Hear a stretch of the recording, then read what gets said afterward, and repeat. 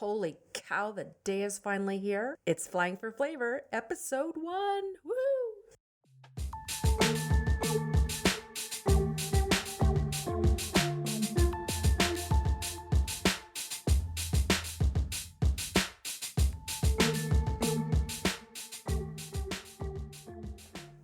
So this episode is not going to be the standard format of the rest of these podcasts. It is going to be a little bit more of an introduction.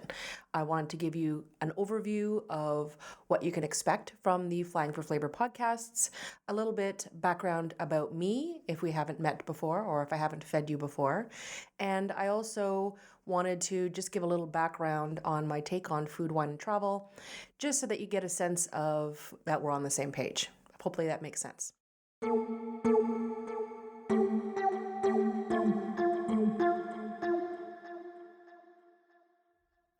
Before we get started today, I really wanted to take a few moments to send my thoughts and prayers to everyone who is being affected by the hurricanes Harvey, Irma, Jose, and unfortunately whatever comes afterwards later this fall.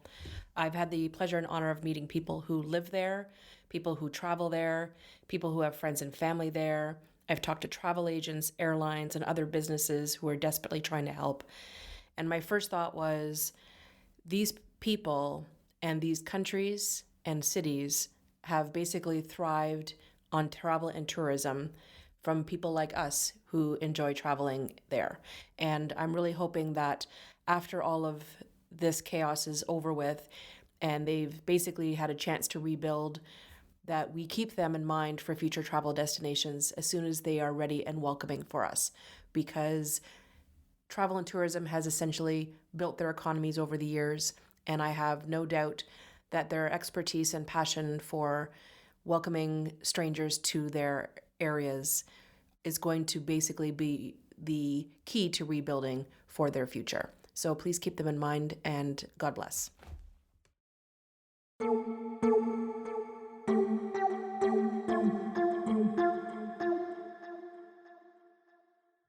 So let's start talking about food. It is obviously a passion of mine. I have basically not just eaten it, but cooked it, served it, taught others how to cook it, taught others how to serve it, critiqued it, reviewed it. Basically, it is not just sustenance for me, but it's always been a passion. I have not been classically trained, as many of my chef friends are, basically self-taught through most of my life. It allowed me a little bit more flexibility, creativity, thinking on my feet. It was just a better route for me. I'm not saying that culinary school is not a good thing. I was just way too impatient to go through school again, since I already had other diplomas on my wall and I've done my school route. So I wanted to do this section a little bit about what kind of things will be coming up for the fall season. I've got fun things like group interviews with anonymous servers, that's restaurant servers, so you can hear what they really think. I have planned to start recording the audio portions of some of my cooking classes for this fall with a lot of great techniques and tips that you can use at home. I'm going to be sharing recipes, of course, in every single episode. Even if it's a wine-themed episode, food needs to be paired with wine, so I'll always offer a suggestion for that. I will talk to people who work in the restaurant industry. Sometimes there's topics that kind of overlap between one and the other, including the new proposed changes to the minimum wage and other labor laws here in Ontario, and I believe Alberta as well. So some of those topics might be a little bit more on the serious side, but I think that they all are going to affect everyone, whether you work in the industry or you're working on the outside of it, or you're just a guest at one of these hospitality businesses. So I wanted to start by talking a little bit about a couple of recipes I've included as a introductory little gift from me to you. So two of my favorite things that my mom made for me growing up. One of them is called a boiled dinner. It sounds very boring, and it probably looks boring if you're not used to that style of comfort food. But essentially, it's a pork cottage roll that's boiled with potatoes and carrots and cabbage. And essentially, it's laid out in a platter and you eat it with mustard. It's simple, it's delicious, probably too salty for me, but luckily I only eat it once or twice a year just to be good to myself. The second recipe that I'm going to include is my mom's flapper pie. Now, back when I was running the catering business, I also had a newsletter, and I remember sharing this flapper pie recipe back then, but I thought it was good enough for a recap. With the fall and colder weather coming, comfort foods tend to pop up more and more as suggested recipes for everyone to tackle during the weekends, and flapper pie has always been one of those treats that I will allow myself if my mother offers to make me dessert. It's she knows that it's a very rare thing now for me to eat it, so I usually don't say no very easily. So if you have any other suggested recipes that you'd like me to track down for you, I'm also hoping to grab some from the favorite restaurants that I meet in my travels along the way. Could be from other countries, but for the most part, I just want to be able to share these things that I'm tasting along the way.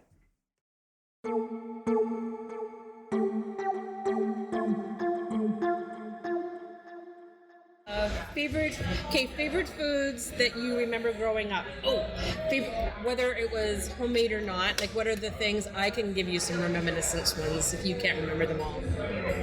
Well, other than You are a 90s baby after all. well, stuff that family made, ham pate was good for dinner. Pinwheels, grandma's favorite. Well, She still makes you still pinwheels. makes me pinwheels. Yeah, For those of you out there who don't know what pinwheels are, he's actually referring to the pedicel, the nun's farts. yeah, them first. Yeah. And she can also attest to that. Like, there's Rice Krispie squares, and then there's Rice Krispie squares that my grandma makes that you can eat a whole container. The in Rice literally, Krispie like, squares 2 that your minutes. grandmas make are barely there because we eat them so Yeah, quickly. they're gone in like 2 minutes. She makes her softer. I think she puts more Something. margarine They in fall them. apart. They They're fall not apart. hard or crunchy They're not hard ever. and crunchy. Yeah, it's so Yeah. good. So that was a little chat with my son and his girlfriend, Brianna. Alex is not only my son, but he is also the composer of this podcast's theme music. So any of the little sounds and music before and after, and there's going to be other kind of fun stuff throughout the season as well. He is a local DJ, goes by the name of Deep Rogers, for those of you in the Sudbury area. So I wanted to also ask Alex about what he remembers or how torturous I was with feeding him when he was younger, just so you can get an idea of, I guess I'm one of those moms that's out there that's always trying to sneak stuff into people's foods. Okay, so any your worst things? What are the worst food stories? Oh, anytime you try to hide zucchini or tuna in like food. Wasn't it tried to hide? Well, Well, yeah, I did try I to was hide it. totally trying to hide it there. Because you would eat spaghetti with a bolognese or a meat sauce. But then a lady I used to work for taught me it's an old Italian thing to actually put tuna instead of ground beef in the spaghetti sauce. And you ate it. I ate it, but I realized after Did it smell a little fishy? something was a little fishy with that situation. So as much as it's a new thing now about sneaking vegetables into kids' foods, I was doing it for years. I'm like the pioneer. Couldn't get the zucchini past me though. That was my one thing. I always knew. Even if I took the skin off of it, you still found it. Yep. It's like it's like when you feed a dog. I was not like, trying to bring you a literally, dog. there's zucchini in You know how this dogs candy. can do that. You can try to stick pills or food in their food, and they can eat all around it and leave the. Yeah, that was him.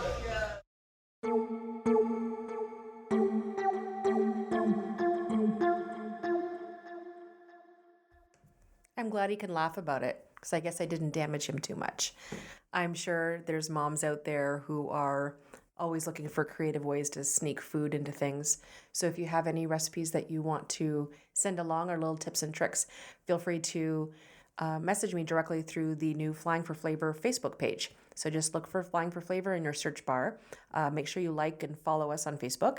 And if you want to send us an audio message, you can do so by clicking on the Send Message button. And instead of choosing just to type your response or message to me, feel free to click on your microphone on your desktop or mobile app, and it should record an audio message. If it's a fun story or something that I think would be great for a future podcast episode, I might use it. Okay, so let's talk about wine. Just a little bit today. So I am going to give a little bit of a recap on what's coming up for wine chats over this season. It's very exciting. So I have traveled the world to visit wine regions up close and personal. I've always been a true believer in the wine always will taste better when it's right from the area where it's grown. And I wanted to be able to teach others the basics and introductory parts of the wine business and appreciating wine from perspective of somebody who's actually been there. So instead of spending my money on specific courses for instruction and for tastings or sommelier classes, I decided to use my hard-earned money to actually go to these wine regions. So it's been an adventure every time. I get to meet great winemakers. I meet sales representatives. I meet people who work in the fields. I meet the people who run the tasting rooms. It's always been a sort of a fun little adventure of mine. So most of my travels do usually revolve around a wine region or another. So coming up this fall, we have a couple of chats. I was in Nova Scotia actually, and that's going to be episode 2 and 3 right after this one, because there was so much to talk about when I was there. I actually got enough interviews and information for 2 full podcast episodes just from my 1 day of touring and tasting. So make sure you check that out if you're a big wine lover. It'll give you some introduction into how this one wine region here in Canada is becoming so well known, not just locally, but globally. As well, later on this fall, I'm going to have a new regular contributor to this show is Cedric Jones. He is from Cape Town, South Africa. He and his wife Sabine basically took Norm and I under our wing the last time we were down there and spent some fantastic time meeting winemakers and touring around the South African wine regions. So he's going to provide an update on what's been happening down there since I've been there last, what kind of wines are really sort of standout ones that we should be looking for and shopping here on both the Canadian and North American side.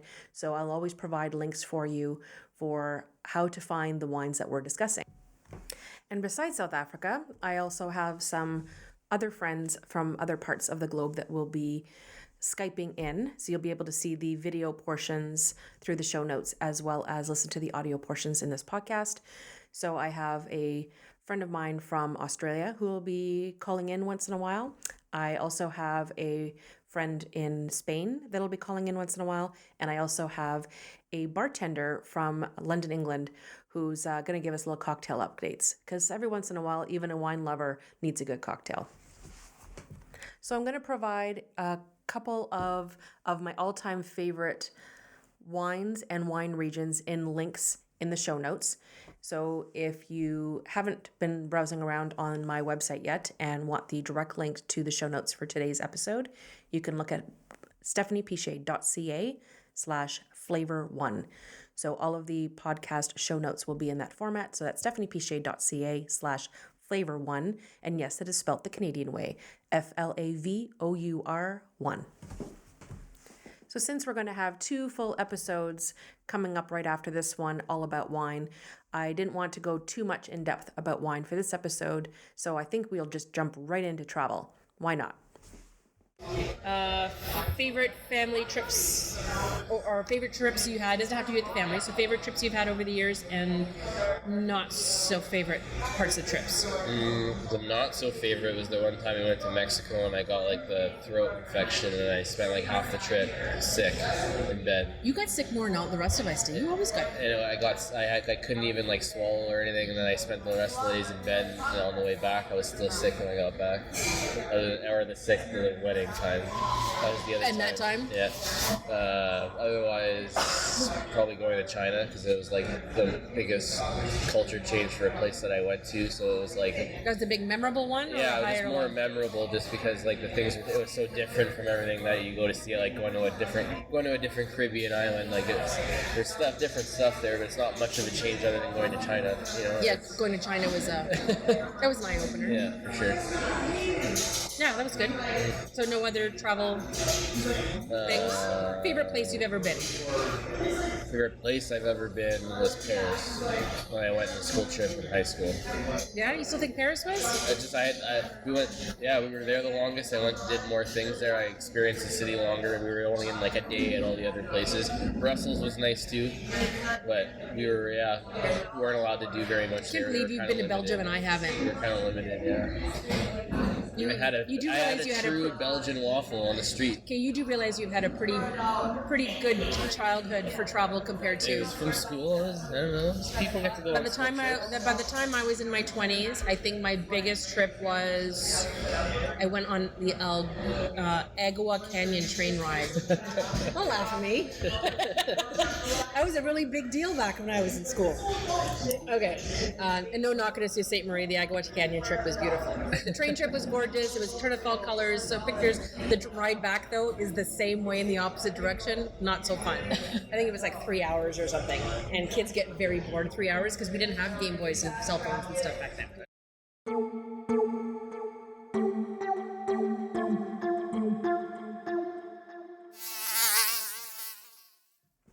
Do you hear that sound? That's going to be one of my regular segments, just about every podcast episode, and I like to call it Fly in My Soup. So besides the obvious pun with the word fly, I wanted to have a little space every once in a while to be able to tell a funny story, vent about something that's bothering me, something I saw online, or something I just need to get off my chest. So this is my little section to do so. So I want to tell you a really funny story. It was a little bit shocking to me, actually, because I've never seen it up close. But I was having breakfast at a downtown Toronto restaurant, and I noticed that just outside from where we were sitting, they had some outdoor patio seats, and there was this really pretty girl sitting in front of this beautiful plated breakfast, obviously very healthy, had nuts and yogurt and fresh berries, and I think there was some kind of French toast or something on it. She was posing with her fork, and there was someone taking a photo of her with a really good high-grade camera, and they were posting all these pictures, and everything looked great. The camera gets put down on the table, and she gets up from where she's seated, goes to the other side of the table where there was a different platter waiting of everything that's not healthy, and that was her breakfast. So I just thought it completely amusing that she went through all this trouble, or they went through this trouble, taking these great pictures of these beautiful plates to share on social media. But meanwhile, her choice for breakfast that morning was I think it was eggs and bacon and chorizo sausage. Anyways, it was a lot of meat. So it was just kind of amusing to watch that. So it also kind of makes me second guess photos that I see online now. Are they really people eating? I think I've seen in other kind of magazines where there's a lot of celebrities who pose with particular foods like they're eating, but they don't actually eat either. I guess it's a new trend. Not really liking it. So just putting it out there. If you ever see pictures of me with food on any of the social media feeds, because I'm on Twitter, Facebook, Instagram, if there's food in front of me, you're damn right I'm eating it. So I just had to go and share that because I think that was completely amusing. And I promise never to deceive you.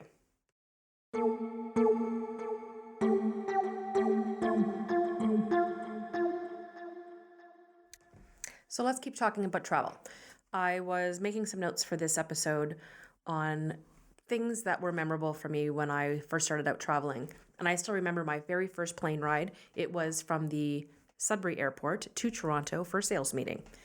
I remember having to walk across the tarmac, feeling very glamorous for this very short plane ride, but it still kind of struck a chord with me. I loved seeing the clouds up close.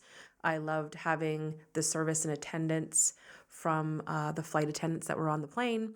I loved the feeling and the bustle and the sounds at the airport, both in Sudbury and Toronto. So it was my first of many, and I still to this day enjoy being on a plane and enjoy being in an airport. I've mastered the art of turning any kind of airport bar into a makeshift temporary office. So if any of you catch me in airports going forward, I'm usually the girl sitting there with a glass of wine and my laptop. So you sick of traveling with me yet? Definitely not. I was gonna say this is your first interview with me, but not really. So you gotta loosen up a little bit because we're drinking at a bar. Fair enough. So let's do the high-low game. So we'll explain that. Usually when we're traveling, sometimes we wait till the end of the trip, but other times you kind of hit me in between with the high-low, thumbs up or thumbs down, so best or the worst. So not necessarily directly about me, because nobody ever wants to hear the really bad stuff. So what's your favorite trip we've done, and what's your not so favorite trip we've done? Well, for me, I mean, it's difficult because every trip has a special place in my heart. I would say the first one for me was Mexico, only because that was the first trip I ever took. Yeah, but I wasn't there with you. I know, but I needed I to said mention with it. I me. needed to mention that. Okay. Other than that, I mean, I would say Spain. Which time? Because we were blessed to No, for sure. I mean, Madrid it's been a very special place. We've actually rented the car. We did the whole north to south. Actually, now that I think about it, the northern part in the Basque Country and Yay! Because I love this too. Rioja, and so to me, I believe that Spain is the nicest country for no other reason than I just felt at home, and obviously the food's amazing and the wine's amazing. And the company has been spectacular. Shameless plug.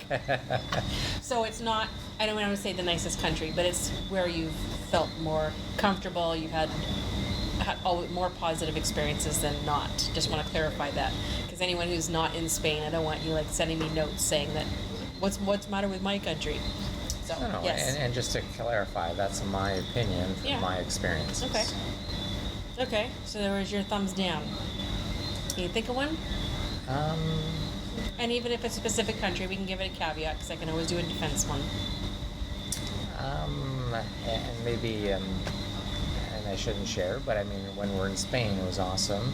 And to me, people love tourism, and I hesitate sharing, but when we're in Portugal, and when they heard that we were going to Spain, it was, don't rent a car, don't go there, you're going to wake up in the morning, your tires are going to be gone off your vehicle, so it was the rivalry between the two? It was very territorial, and that kind of scared me from going into Spain, but we still did it, and it was a pleasant experience. Didn't scare you enough. No, exactly. So and my disclaimer is it's not Portugal as a whole. It was at that specific restaurant, it was specific servers, but it seemed to be 2 or 3 individuals that were just anti-Spain, being right next to Spain. But Portugal to me was a little, and maybe it was just that one experience. Well, it has to be that one experience because we've been back since then. Oh no, for sure. And that's what I was commenting because we actually drove pretty much north and south through Portugal, and we had an amazing time after that. For sure. So I think it was just that first exposure of Portugal. And I have to, I mean, this is good, just because, I mean, if I'm going to do this, I'm going to do this right. We've always had this little battle about that one trip, and that's partly because he told everyone we got home about how much he couldn't stand Portugal, and it was no, but you weren't happy with that part of the trip, and it had to do with the fact that you were just disappointed because you had this vision of being in Spain, and that was going to be the big deal, and I did convince you that just for budgetary reasons to get an apartment in the south of Portugal, and we would drive over, so there's a bit of a compromise, and you were more frustrated with me necessarily than the situation. Because we tried driving around and it still wasn't, but you were happiest when you were in Spain for the couple days. Fair enough. Okay. However, I would say that the highs are plentiful. The lows is just that maybe, and this is being a bit petty, whatever, and it happens very seldom, but if the service wasn't to what we expected, which is very seldom in any country we go to. But other than that, we do have a tendency to enjoy the new experiences. The people generally everywhere are just phenomenal. The food, which is amazing. I mean, we enjoy wine and therefore some great glasses of wine, but I can't say that there's been many negative experiences other than, now that I'm thinking about it further, when it comes to getting there or coming back from there. The travel part. It's always the journey, not the destination. Wherever that may be, with delays in flights or this or that. So that's the only thing, and we kind of... We've had some scary flights over the years. We grin and bear it, but once we're there, we generally, for the most part, have a great time. Yes. So once we get there, we forget about how awful the flight was on the way there. That's hilarious.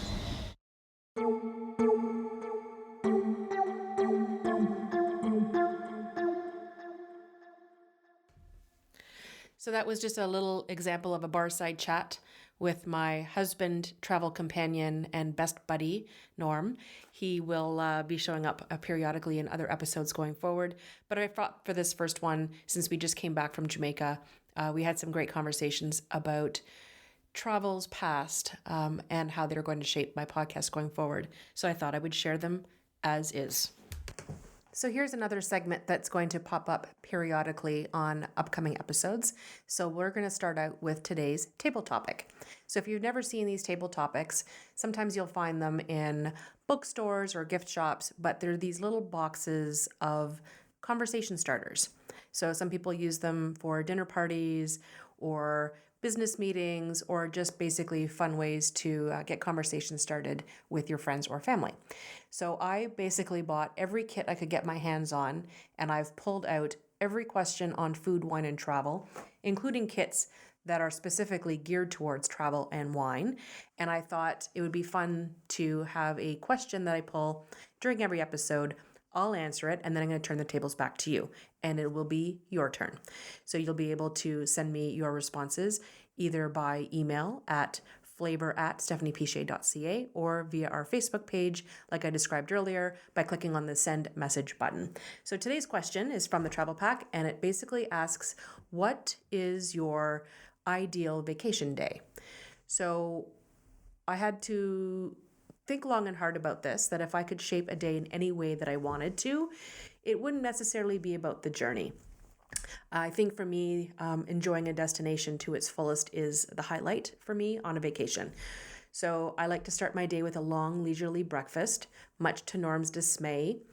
He likes to just sort of grab something and go, and I love a long, leisurely breakfast, having more than one cup of coffee, reading a paper, basically taking my time, enjoying the scenery around me, and especially if I'm in a hot destination, enjoying the sunshine. Love eating outside.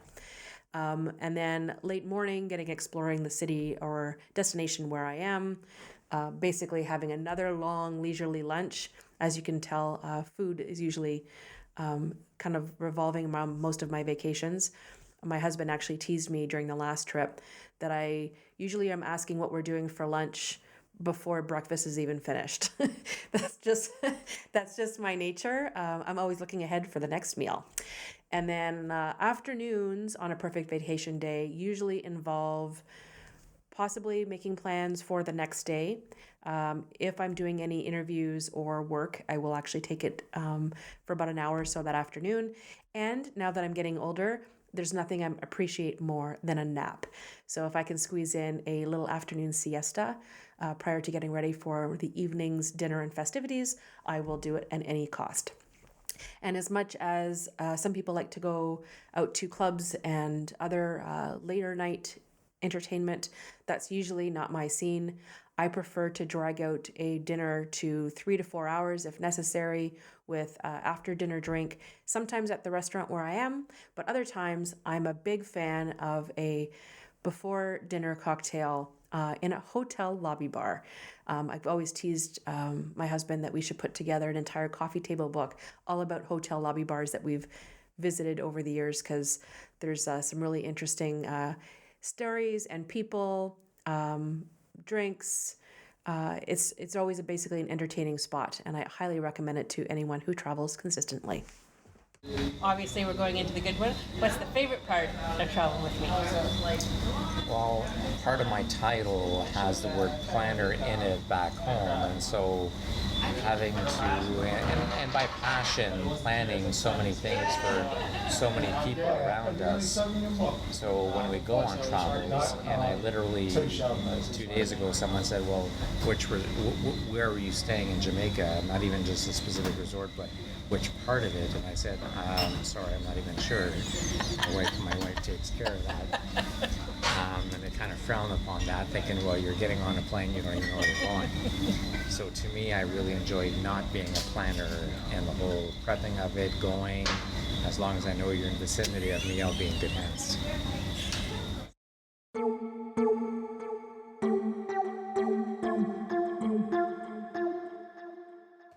So I'd like to conclude this travel section with some sneak peeks, basically, of what's coming up this fall season.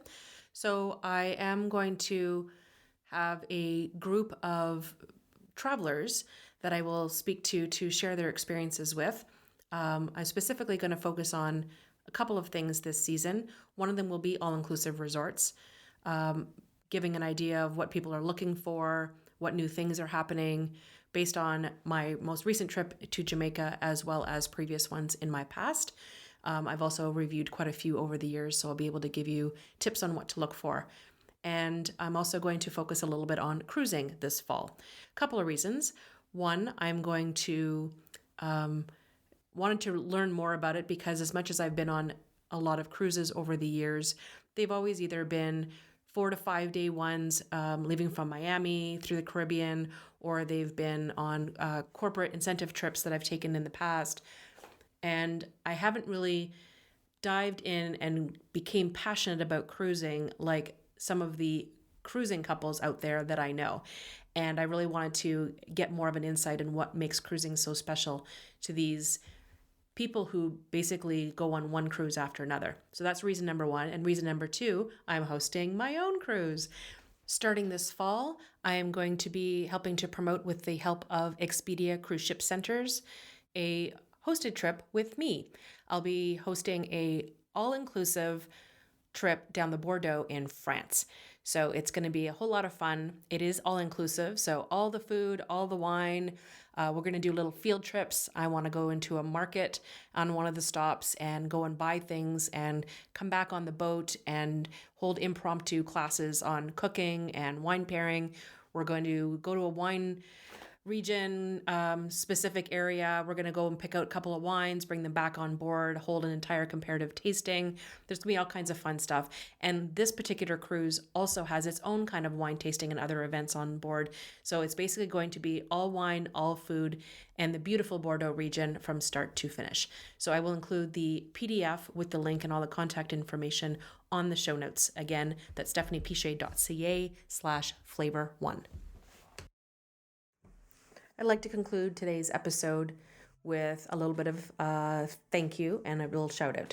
So thank you, of course, obviously to my husband, Norm, who has always been my cheerleader in all these business adventures of mine and lets me take the reins with all of the travel and dining planning.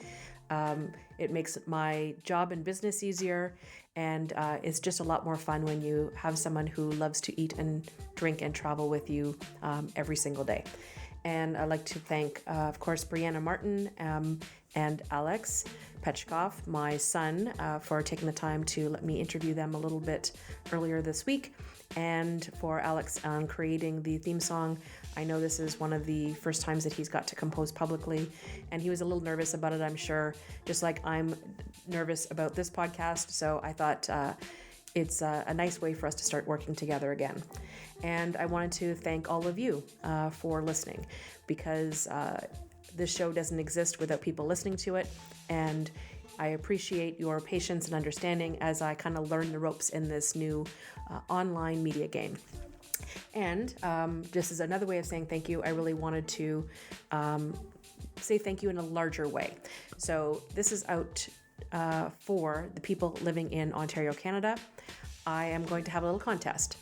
For those of you who are living here in Ontario, if you like and subscribe to the iTunes podcast, Flying for Flavor, between now and September 30th, I will have your name into a draw to win one beautiful big prize.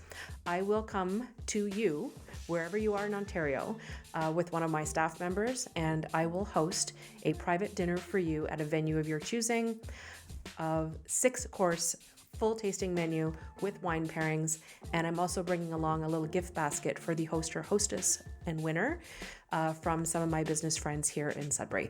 So make sure that you like and rate us and subscribe on iTunes to get entered into that draw. Contest details will also be on the show notes.